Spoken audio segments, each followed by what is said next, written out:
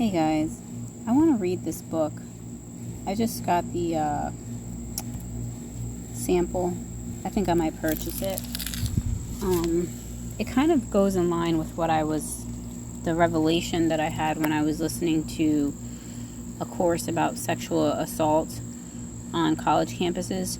And they talk a lot about coercion and how they'll give you examples, right?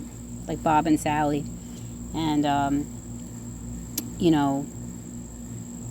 Bob was like, hey, do you want to, have sex with me? And Sally was like, no. And he's like, well, there you go again. You said that you would start being more, blah, blah, blah with me.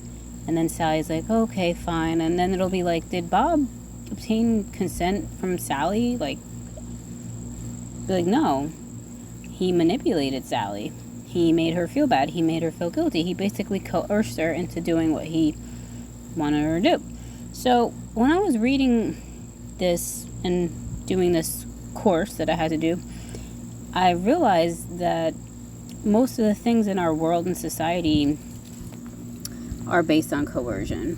Maybe that's why we have such a problem with coercion, because I think kids are taught coercion. We're taught coercion since we're little. Everything is coercion. We have to go to school. We have to learn the things that they're shoving down our throats. And if you don't, you fail, So all of that is based in coercion. And then I find this book and this woman, I'm like, holy crap, she's talking about what I had a thought about, and she made a whole book about it. This woman is super intelligent. I mean, she has a lot of academic backing too, which is pretty cool. So it's called Tales of a Toxic Teacher, Experiencing the Cycles of Abuse Within Our Schools. Angela Harders is her name. So let's see. Oops. Then this is just the introduction. Here's the table of contents: power and control, threats and coercion, force and intimidation, emotional abuse.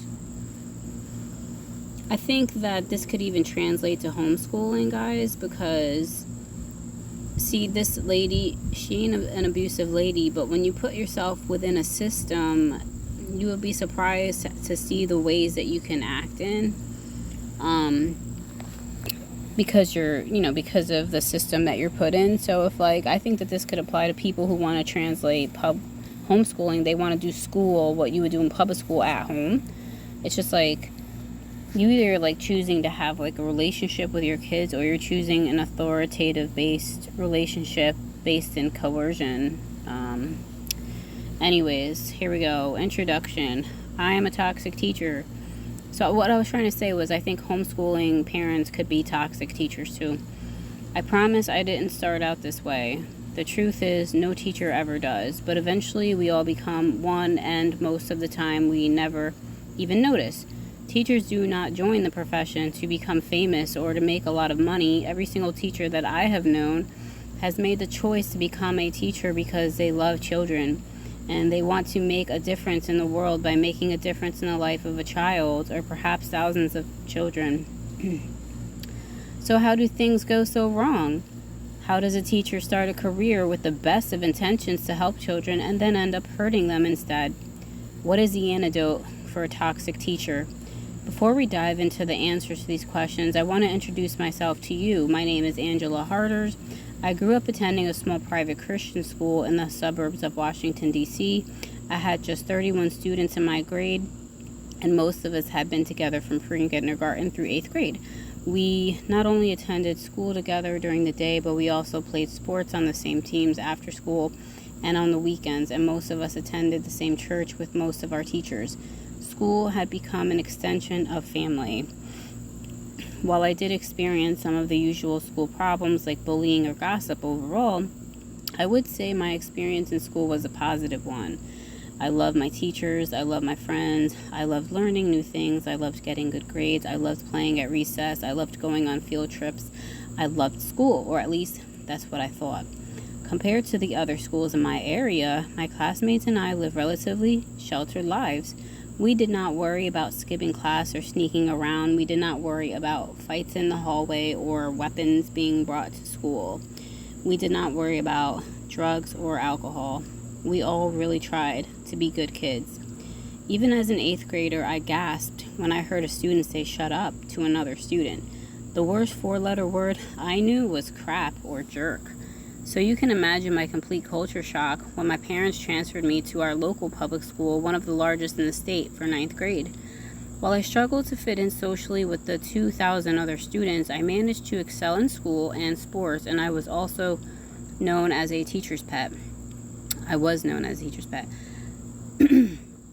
Made honor roll every semester, took all AP and honors classes, was the starting pitcher for our school's softball team, got an internship at a local elementary school, won several academic and community service awards, and earned multiple scholarships to college.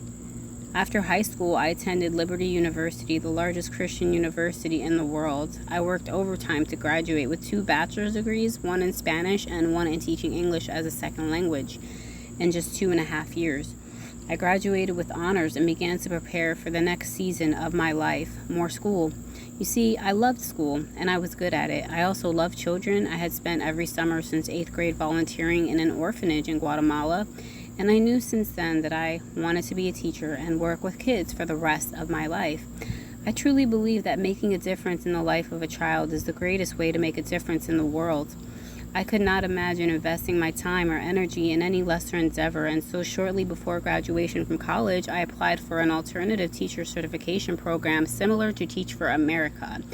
Alternative teacher certification programs are highly competitive programs in which an outside entity extensively interviews and intensively trains people that have demonstrated natural teaching ability and then sends them to work in Title I schools in exchange for earning their teacher certification. After several weeks of interviews, writing multiple essays, and performing a mock lesson in front of judges, I was pleasantly surprised to learn that I was chosen out of almost 5,000 applicants to be one of 10 teachers that was accepted to the Alternative Teacher Certification Program. The Monday after my college graduation, I began a 2-month-long intensive training on education theory, pedagogy, lesson planning, formative and summative assessments, scaffolding, small groups, interventions, and more. I spent over 12 hours a day researching and preparing to step foot into my very own classroom, but there would never be enough hours in a day or days in a year to fully prepare me for that first day of school. I was hired to teach Spanish 1 at a Title I school in Prince George's County. On my first day, my supervisor handed me an eraser with no chalk and a stapler with no staples and said, "Good luck." She walked me to my classroom, handed me the key, and left.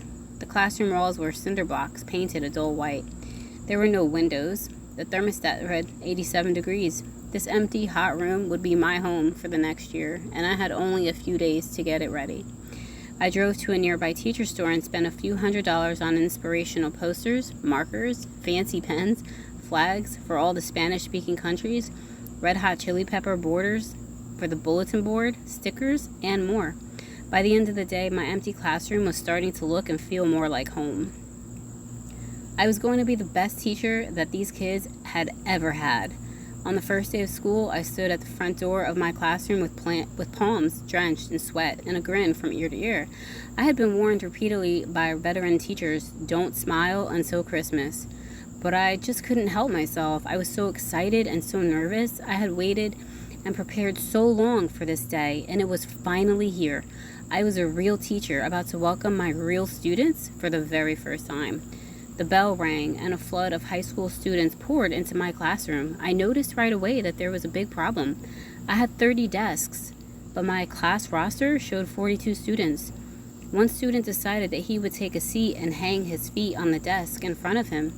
I approached him saying, "Good morning, can you please move your feet so that someone else can sit here?" To my utter shock, he stood up, towering over me, put his finger in my face, and screamed, "Bitch, who the fuck do you think you're telling me? Who the fuck do you think you are telling me what to do? I'll sit wherever the fuck I want." "I'm your teacher," I replied, praying that my voice wouldn't crack. Man, fuck this class, and fuck you. He picked up the desk, threw it at me, and walked out of the class. I never saw him again, until graduation day, when I watched in complete confusion as he walked across the stage and the principal handed him a diploma.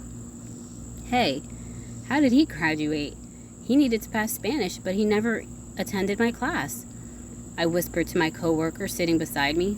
She shook her head. Don't ask questions. Do you really want them to fail and have to be our problem for one more year? Sometimes it's better to just let them through, so then they can be society's problem and not ours. After the graduation ended, I went back to school and logged onto our online gradebook.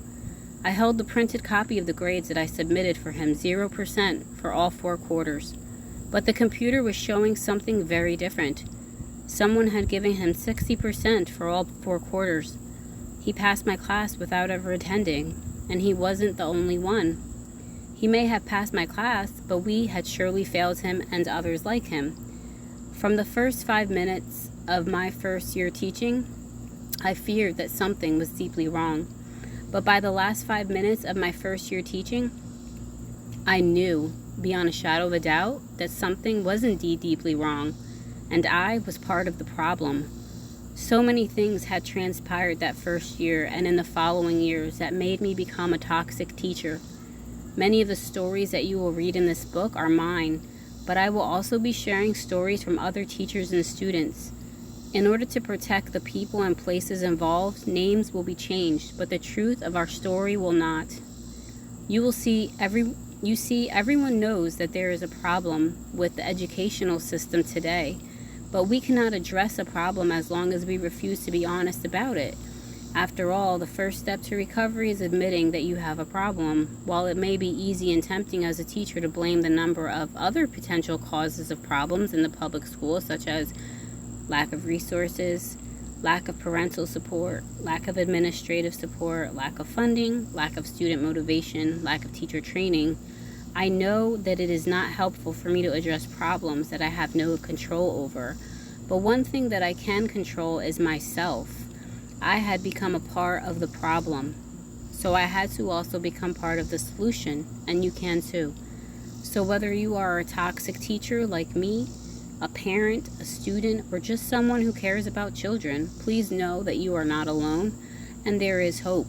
We can solve the problems we cause. We can, we will, we must. Chapter 1, Power and Control. Teachers are known for being empaths. We love people, we serve, we care. We sacrifice ourselves for the good of others. We work hard, we go above and beyond. Our job is not merely a job, it's our calling, our mission, our identity, our purpose.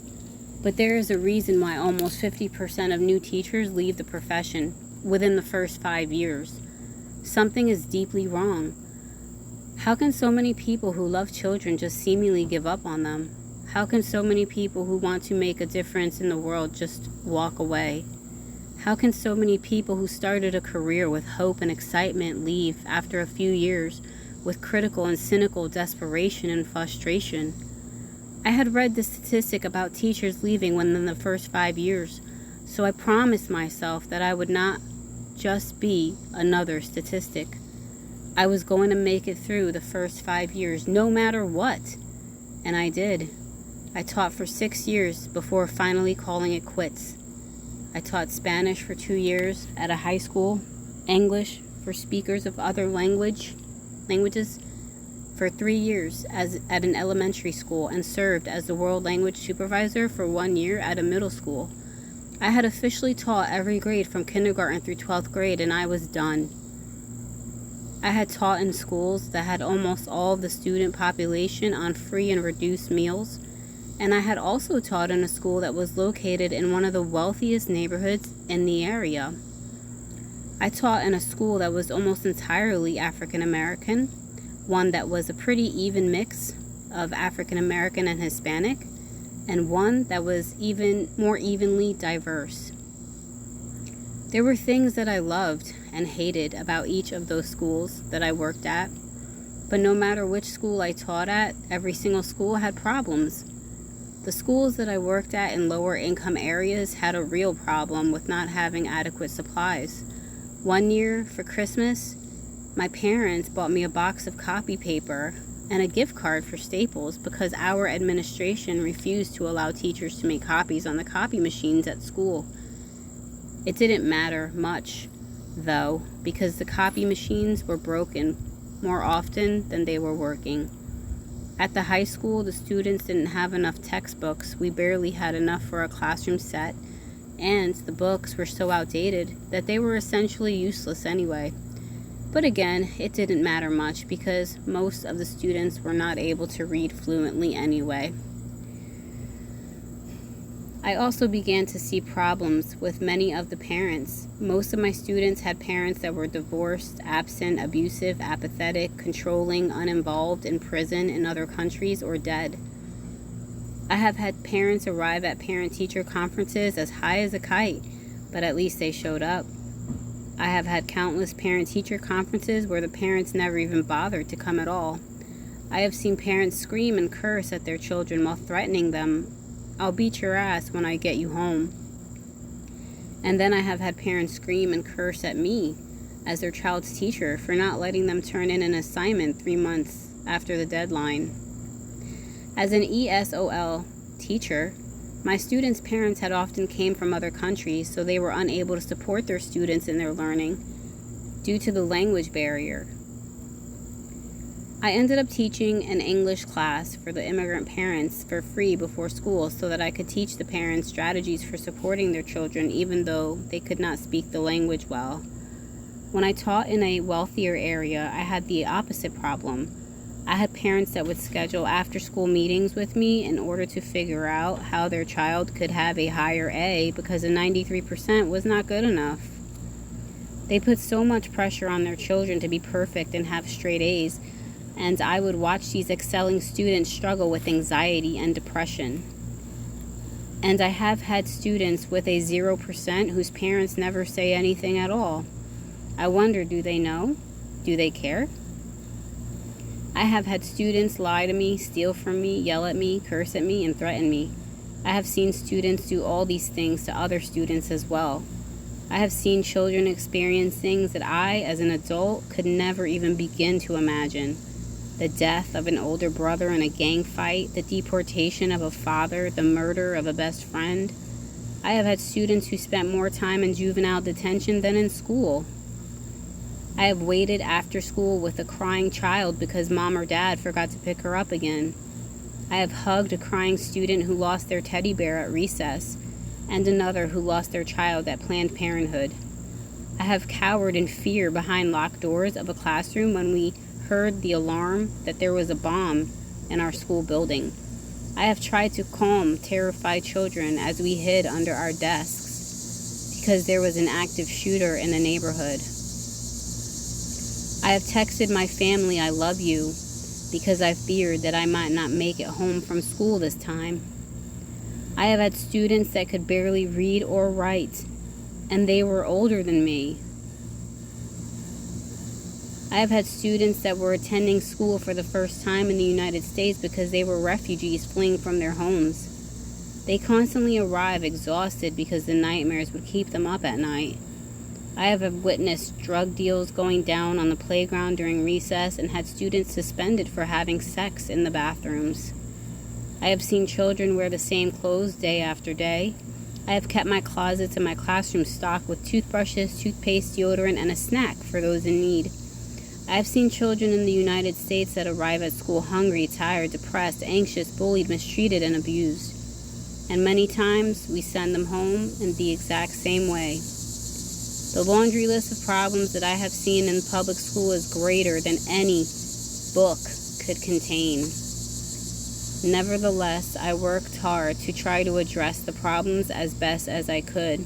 However, the problems with public school were much bigger than anything that I could handle on my own. Instead, I found myself hungry, tired, depressed, anxious, bullied, mistreated, and abused. Shortly after my daughter turned 1, I decided to quit teaching. It was becoming increasingly difficult for me to be the kind of teacher that I wanted to be and be the kind of mom that I wanted to be.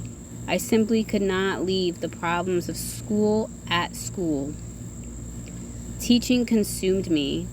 I was committed to being the best teacher that I could be. But to be a great teacher took way more hours than I was being paid, and way more hours than I was able to invest now that I was a single mom. I spent my evenings calling parents for students that were struggling, and my weekends planning fun and engaging lessons and researching the best teaching strategies. I was barely sleeping or eating. I constantly felt like I wasn't doing enough for my students, and I wasn't doing enough for my own daughter. I knew I had to stop when I ended up having a panic attack at school, and an ambulance came to take me to the emergency room because I thought I was having a heart attack. The doctor told me that he sees a number of teachers with anxiety and heart issues. Where's the peanut butter? My favorite. Resulting from the stress of the job. Who knew that a career that I once loved could possibly kill me? As a single mother, I knew that I had to prioritize my own mental and physical health for my child. So I said goodbye to the classroom and took a job making $12 an hour as a nanny in Georgia so I could spend the whole day with my 1-year-old daughter. Best decision ever. I was so thankful for the opportunity to be with my little girl as she was growing up. I began to focus all my time and energy into being the best mom that I could be. I learned about attachment parenting and eventually started practicing gentle parenting as she started to get older. In fact, the first book that I published was about my research and my journey to gentle parenting as a Christian. Shortly after my daughter turned 3, I got married, moved back to Maryland, and decided to get a job in the school system again. I wanted to still be able to make a difference for kids, but I did not want to return to the stress of the classroom. So I took a job as a secretary for the main office at the same high school that I graduated from. I was able to catch a glimpse of the many things that happen behind the scenes at a public school because I worked closely with the administrators. I was quite content to still be able to connect with children, but without having to take work home, like I did when I was a teacher. I could leave work at work and be present with my daughter and my husband when I was home. After 1 year, I was promoted to the school financial specialist position. I was responsible for all of the funds related to the school. I wrote all the checks, balanced all the budgets, managed all the grants, helped organize all the field trips and fundraisers, and observed where all the funds went. I'll be sharing more on school finances in a later chapter. I began to realize that every single school is a business, and every single student in it is a commodity with a very high price tag attached to every single head. I continue to pull back the layers of corruption within the system, both immoral and illegal. The whole system is toxic from top down and bottom up. It's no wonder that a toxic system eventually produces toxic results in students and staff. The problem with our educational system is deeper and more pervasive than anyone could ever imagine, because the problem is not that the educational system is broken. The problem is that the educational system is doing exactly what it was designed to do. Compulsory schooling is a relatively new social experiment that began in Massachusetts around 1850. Schools were designed in a large part by a man named Horace Mann, after he had observed the Prussian system, which was used primarily to indoctrinate the youth with the values that benefited the government and often ran contrary to religious or familial values. In the wake of the Industrial Revolution, Horace Mann saw compulsory schooling as a way to manufacture workers for the factories, workers that would be submissive and subordinate. In April 1924, H.L. Mencken wrote in the American Mercury, "The aim of public education is not to fill the young of the species with knowledge and awaken their intelligence. Nothing could be further from the truth. The aim is simply to reduce as many individuals as possible to the same safe level, to breed and train a standardized citizenry, to put down dissents and originality. That is its aim in the United States, and it is its aim everywhere else." American educator Neil Postman wrote, "Public education does not serve a public. It creates a public. And in creating the right kind of public, the schools contribute towards strengthening the spiritual basis of the American creed. That is how Jefferson understood it, how Horace Mann understood it, how John Dewey understood it, and in fact, there is no other way to understand it. The question is not, does or doesn't public schooling create a public? The question is, what kind of public does it create? New York City Teacher of the Year and author John Taylor Gatto wrote in his bestseller, Dumbing Us Down, "The truth is that schools don't really teach anything except how to obey orders. This is a great mystery to me because thousands of humane, caring people work in schools as teachers and aides and administrators, but the abstract logic of the institution overwhelms their individual contributions. Although teachers do care and work very, very hard, the institution is psychopathic. It has no conscience. It rings a bell, and the young man in the middle of writing a poem must close his notebook and move to a different cell where he must memorize that humans and monkeys derive from a common ancestor."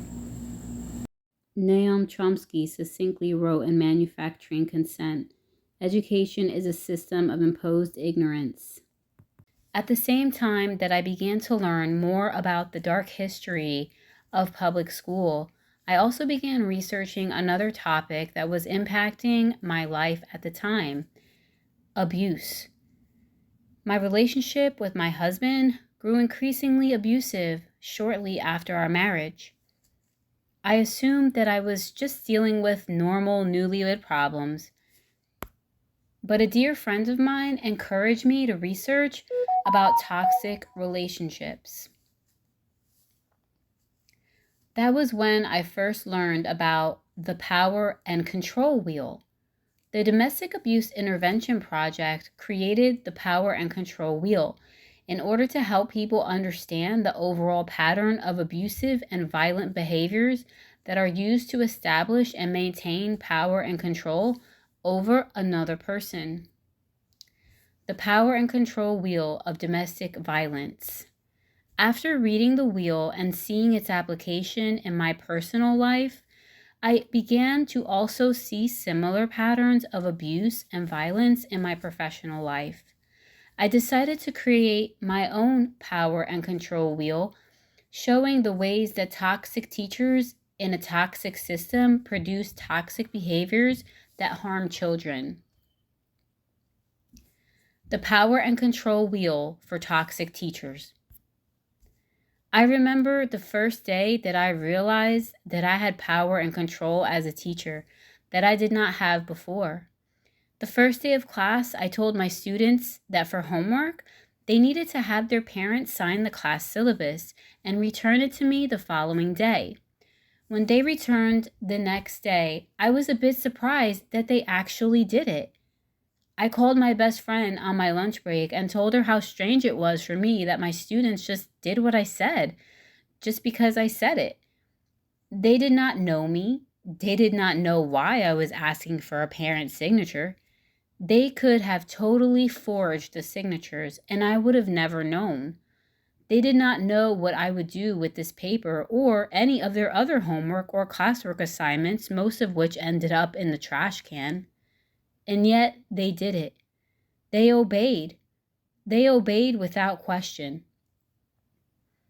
There was no other area of my life where I could just tell a stranger to do something and expect them to just do it simply because I said so.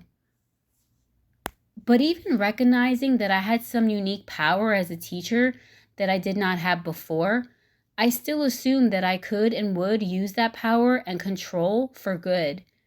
It did not take me long to realize how totally out of control I really was. Schools were created to subjugate. Is it any wonder that our classes are called subjects? They were designed to implement social hierarchy. Is it any wonder that juniors and seniors in high school are called upperclassmen?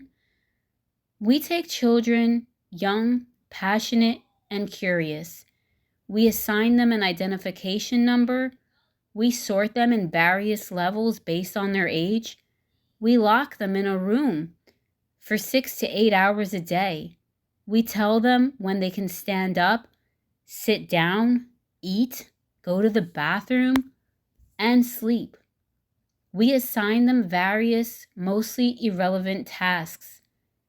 We exert power and control, and we expect obedience without question and compliance without resistance.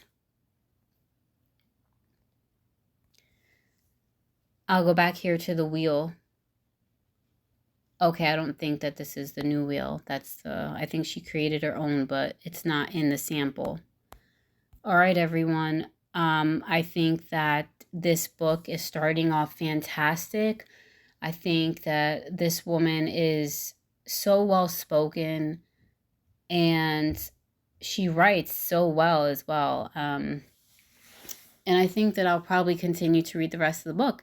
And if you'd like to hear the rest of the book, let me know.